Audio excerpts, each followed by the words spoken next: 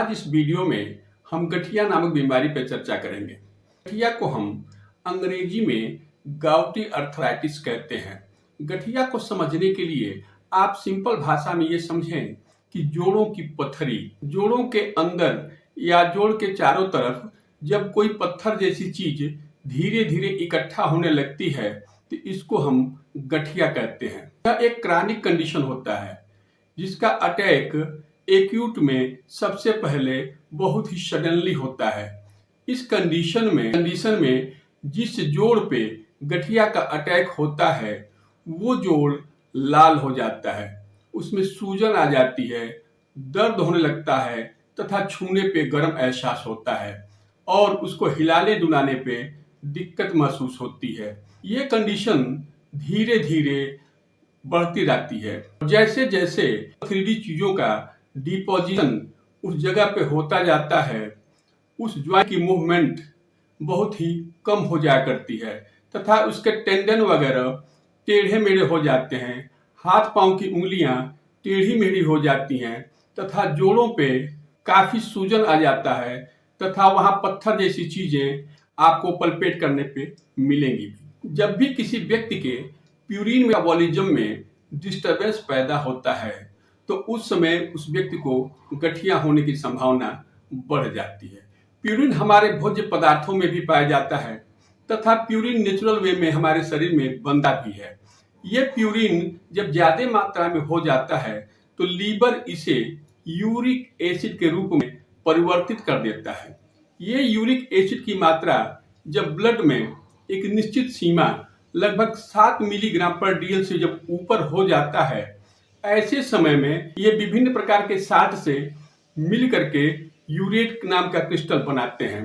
जैसे ये सोडियम से मिल करके सोडियम मोनोयूरेट नाम का क्रिस्टल बनाता है। यही क्रिस्टल हमारे शरीर के विभिन्न भागों में धीरे धीरे जमा होने लगते हैं। जब ये क्रिस्टल हमारे शरीर के जोड़ों में जमा होता है तो उस समय हमें गठिया नाम की बीमारी होती है। जब ये किडनी में जमा होने लगता है तो उस समय हमें रीनल स्टोन होता है। इसी प्रकार से जब ये हार्ट के आसपास जमा होने लगता है तो हमें हार्ट की दिक्कत शुरू हो जाती है। अगर ये पैंक्रियाज में जमा होने लगे तो हमें डायबिटीज नाम की बीमारी हो जाती है। सामान्य तौर पे देखा गया है यदि किसी व्यक्ति को हाई ब्लड प्रेशर है, यदि उसे शुगर है, यदि उस व्यक्ति में मोटापा है, कि कोई बीमारी है तथा कोई ऐसी दवा वो ले रहा है जिससे बार बार पेशाब हो रहा है, ऐसे लोगों में गठिया होने की संभावना काफी बढ़ जाती है। गठिया के इलाज में खास तौर पे प्यूरिन का बहुत ही रोल होता है। प्यूरिन हम भोज्य पदार्थों द्वारा भी ग्रहण करते हैं तथा शरीर में भी वो बनता रहता है। यही प्यूरिन मेटाबॉलिज्म जब डिस्टर्ब होता है तो प्यूरिन को लीवर यूरिक एसिड में कन्वर्ट करता है और वो यूरिक एसिड ब्लड में आता है और ब्लड के बाद किडनी द्वारा छान करके शरीर से बाहर कर दिया जाता है। इसके इलाज में सर्वप्रथम ये ध्यान दिया जाता है कि हम ऐसे भोज्य पदार्थों को न लें जिसमें ज्यादा मात्रा में प्यूरिन पाई जाती है। इसके लिए हम प्रोटीन डाइट, दालें, शराब और रेड मीट को अपने भोजन से अलग कर देते हैं। उसके बाद भी शरीर में कुछ न कुछ प्यूरिन तो भोज्य पदार्थों के साथ जाता ही जाता है, ये जो कि लीवर द्वारा यूरिक एसिड में कन्वर्ट कर दिया जाता है।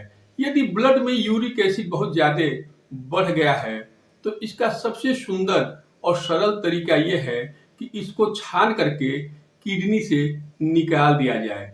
इसके लिए आपको ज्यादा से ज्यादा पानी पीने की आवश्यकता पड़ती है। ऐसे व्यक्तियों को दिन में कम से कम 3 लीटर से लेकर के 4 लीटर तक पानी पीना चाहिए। नेचुरल प्यूरिन वो प्यूरिन है जो हमारे शरीर में बनता रहता है, उसके लिए हमें कुछ दवाओं की आवश्यकता पड़ती है। होम्योपैथ में गठिया के इलाज के लिए बहुत सी दवाएं हैं और ये दवाएं बहुत ही अच्छी तरह से कार्य करती हैं, लेकिन समस्या ये आती है कि हम किस कंडीशन में कौन सी दवा प्रयोग करें। और जब तक दवा सही नहीं होगी वो दवा काम भी नहीं करेगी। तो हम आपको कुछ ऐसे हिंट्स देने जा रहे हैं जिसके आधार पे आप इन दवाओं का सिलेक्शन कर सकते हैं। सबसे पहला ध्यान ये देना है कि गाउट एक साइकोटिक डिजीज है, और जब ये साइकोटिक डिजीज है तो जो भी मेडिसिन हम सेलेक्ट करेंगे वो एंटी साइकोटिक मेडिसिन होनी चाहिए। इस बात को ध्यान दे करके यदि आप दवाओं का सिलेक्शन करते हैं तो दवा फेल होने के चांसेस बहुत ही कम होते हैं। आगे इस वीडियो में मैं आपके सामने कुछ दवाओं को बताने जा रहा हूं।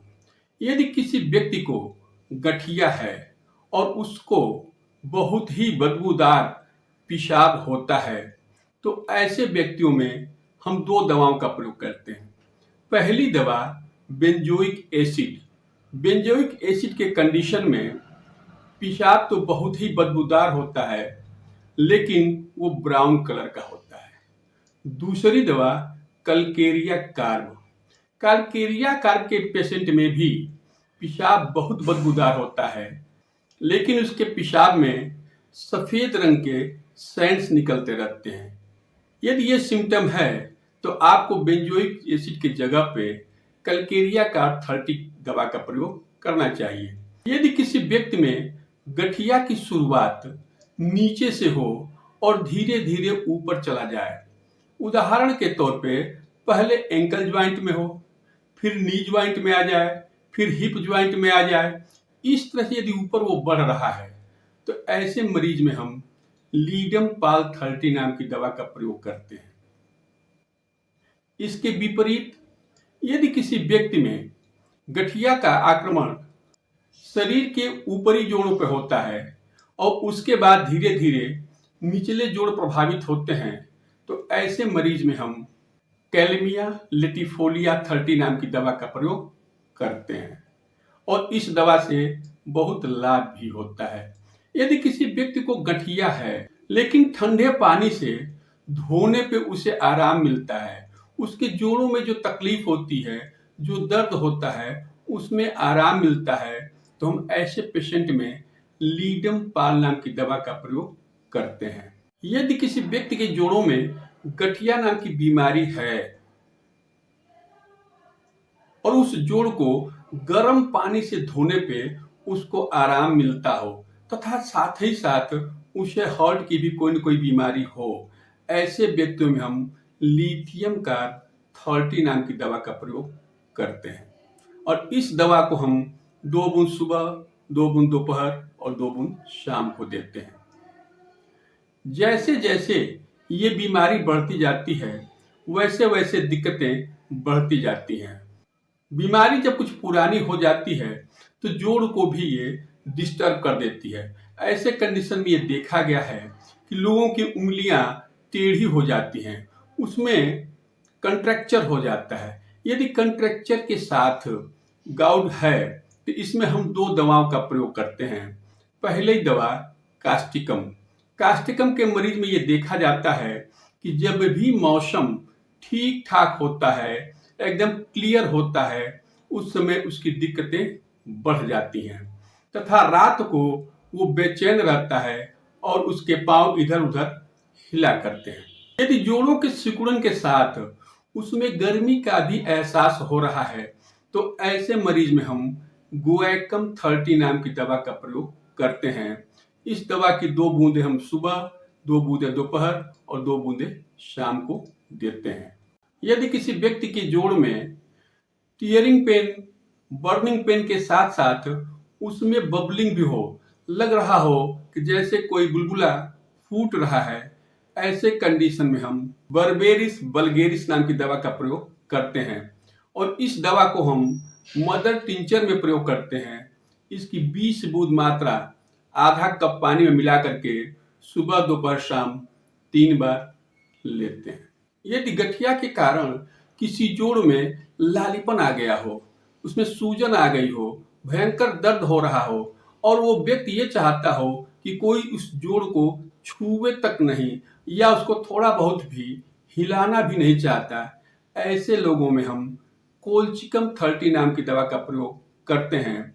ऐसे व्यक्तियों में यह देखा जाता है कि इनके स्टूल में म्यूकस भी आया करता है।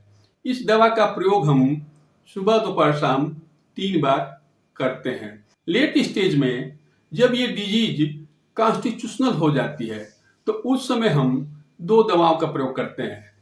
पहली दवा एमन फास। एमन फास के पेशेंट में जोड़ के अंदर यूरेट तो जमा ही होता है, उसके साथ ही साथ जोड़ के बाहर भी काफी मात्रा में यूरेट जमा होने लगता है। इस कंडीशन में हम एमन फास नाम की दवा का प्रयोग करते हैं और हम इसमें लो पोटेंसी का प्रयोग करते हैं। इसके साथ ही साथ यदि उस व्यक्ति को गैस्ट्रिक डिस्टरबेंस भी है तथा उसकी जीभ पर व्हाइट कोटिंग है, ऐसे व्यक्तियों में हम एमन फास के जगह पे एंटीम्क्रूट 30 नाम की दवा का प्रयोग करते हैं।